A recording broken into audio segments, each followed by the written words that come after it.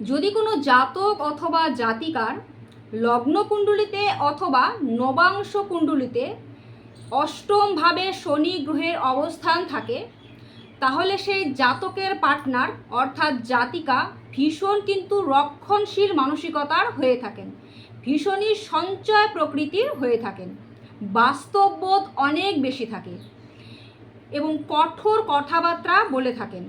এর জন্য কিন্তু অনেকের চোখে অপ্রিয় হয়ে থাকেন। উল্টো দিকে যদি কোনো জাতিকার লগ্নকুণ্ডলিতে অথবা D9 কুণ্ডলিতে বা নবাংশ কুণ্ডলিতে অষ্টমভাবে শনি গ্রহের অবস্থান থাকে, সেই জাতকও কিন্তু রক্ষণশীল মানসিকতার হয়ে থাকেন, কথাবার্তার মধ্যে ভীষণই বাস্তববোধ থাকে এবং সঞ্চয় প্রকৃতির হয়ে থাকেন। এর জন্য কিন্তু ইনারা বেশিরভাগ মানুষের চোখে অপ্রিয় হয়ে ওঠেন, কারণ যেহেতু বাস্তব কথা বা যে কোনো যুক্তিবাদী কথা ইনারা মুখের উপর বলে থাকেন। ভিডিওটি ভালো লাগলে অবশ্যই একটি লাইক করে দেবেন। সকলে খুব ভালো থাকুন, সুস্থ থাকুন। জয় শ্রীকৃষ্ণ।